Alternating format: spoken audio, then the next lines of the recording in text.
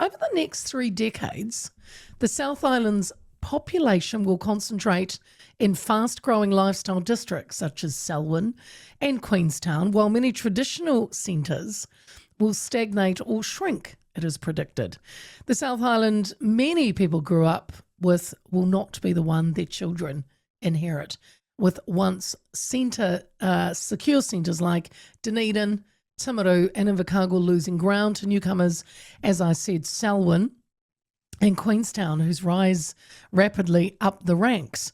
By 2053, Selwyn is projected to overtake Dunedin as the mainland's second largest district, while Queenstown Lakes will leapfrog 5 councils to break into the top 5. Christchurch is also expected to add about 100,000 people.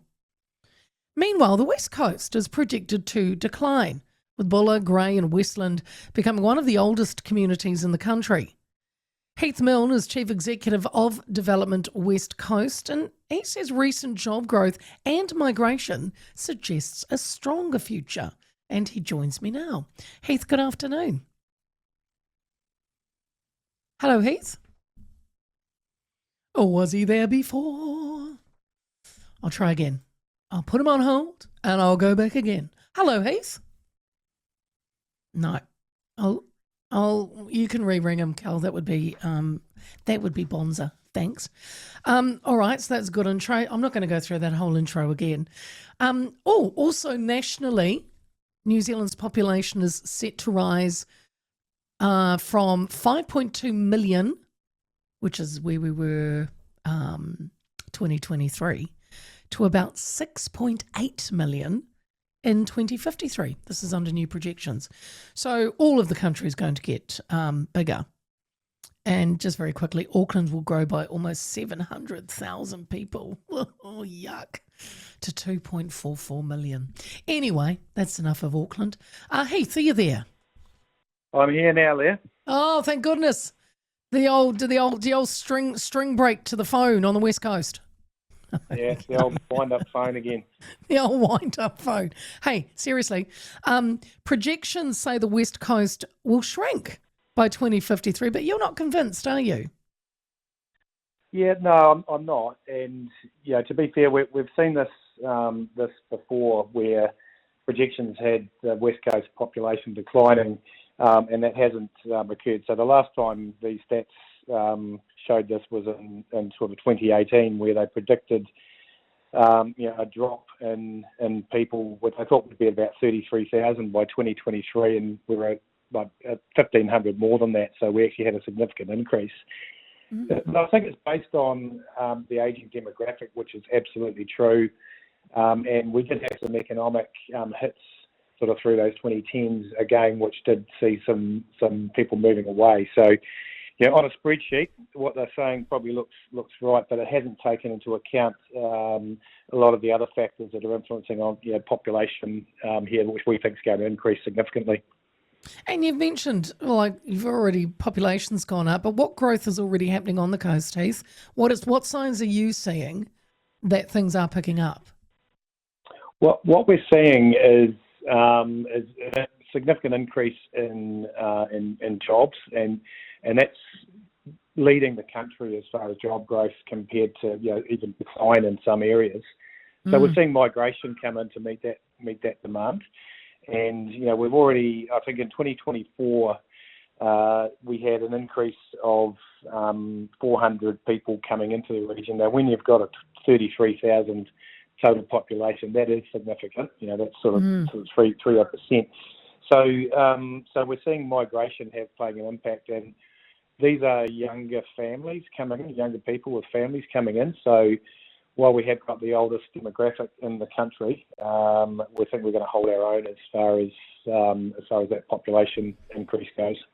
Why is that, Heath? What's with the older demographic? Is it just people not leaving, growing up and staying?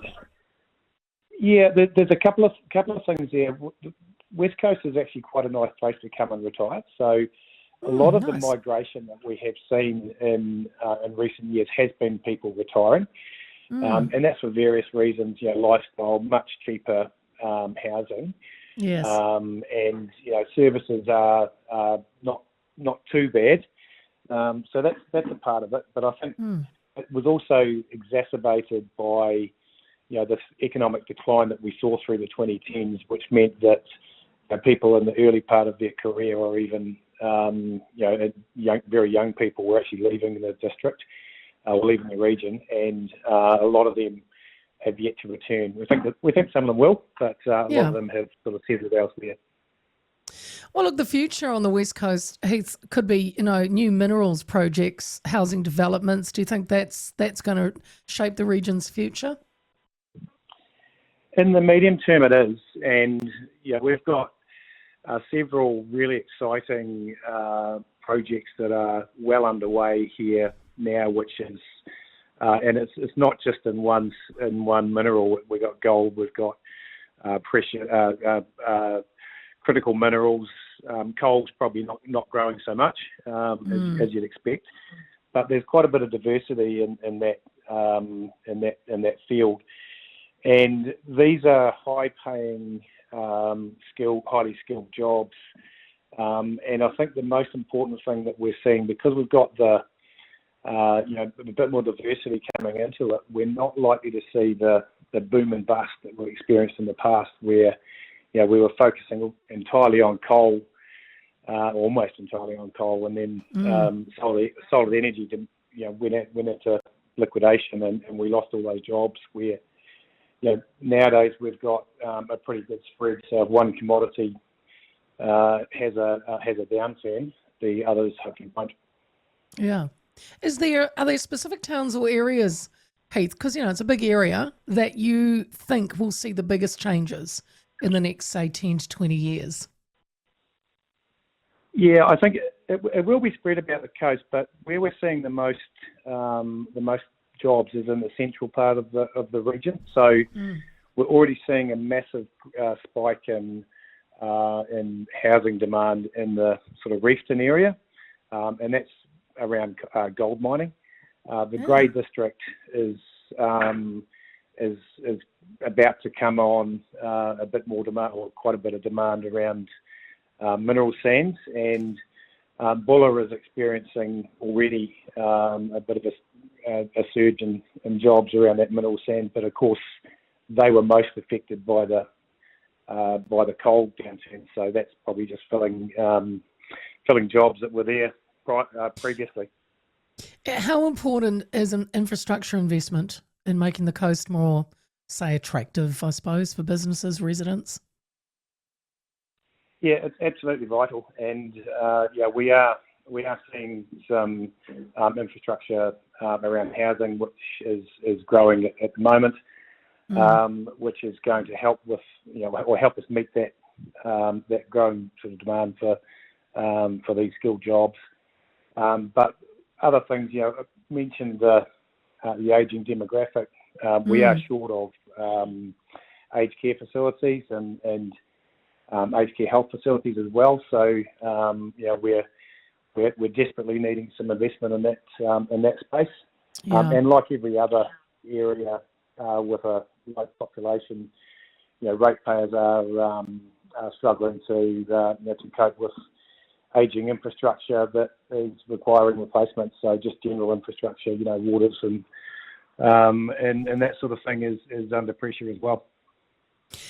Are there lessons, Heath, maybe from other high growth areas in the South Island that the West Coast can use, that you might have kept your eye on?